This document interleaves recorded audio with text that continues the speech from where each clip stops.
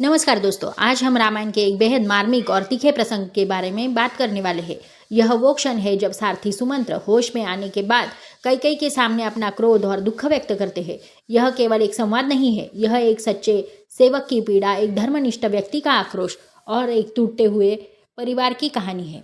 जब सुमंत्र को होश आता है तो वे अचानक उठकर खड़े हो जाते हैं। उनका मन गहरे दुख से भरा हुआ है, इतना कि वह दुख अब क्रोध में बदल जाता है। उनका शरीर कांप रहा है, चेहरे का रंग बदल चुका है और आंखें क्रोध से लाल हो चुकी है। वे अपने सिर को पीटते हैं, गहरी सांस लेते हैं और अपने दर्द को शब्द में बदल देते हैं। सुमंत्र अब केवल एक सारथी नहीं रहे, वे एक सच्चे भक्त और वफादार सेवक की तरह बोल रहे हैं। वे कैकेयी को कठोर शब्दों में संबोधित करते हुए कहते हैं, देवी, जब तुमने अपने ही पति महाराज दशरथ का त्याग कर दिया तो अब इस संसार में कोई भी ऐसा पाप नहीं बचा जो तुम नहीं कर सकती। ये शब्द बहुत कठोर है, लेकिन उनके पीछे एक सच्चाई और पीड़ा छुपी हुई है। सुमंत्र आगे कहते हैं, तुम तो अपने पति की हत्या करने वाली जैसी हो और अपने कुल को नष्ट करने वाली भी। वे कैकेयी को याद दिलाते हैं कि महाराज दशरथ केवल उनके पति ही नहीं बल्कि उनके पालनकर्ता और वर देने वाले भी है, और एक स्त्री के लिए उसका पति करोड़ों पुण्यों से भी बढ़कर होता है। अब सुमंत्र राज परंपरा की बातें करते हैं।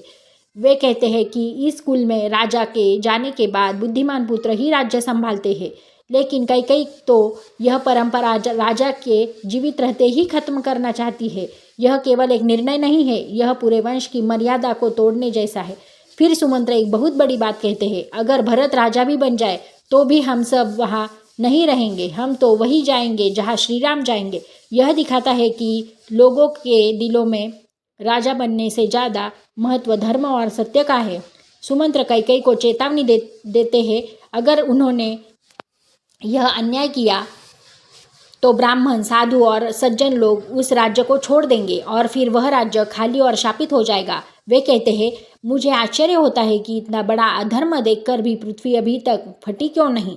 दोस्तों, यह प्रसंग हमें यह सिखाता है कि अहंकार और स्वार्थ कितना बड़ा विनाश कर सकते हैं, और यह भी कि सच्चाई और धर्म के लिए खड़े होने वाले लोग कभी चुप नहीं रहते। अगर आपको यह कहानी पसंद आई हो तो वीडियो को लाइक करें, शेयर करें और ऐसे ही और रामायण के प्रसंग सुनने के लिए चैनल को सब्सक्राइब ज़रूर करें। धन्यवाद।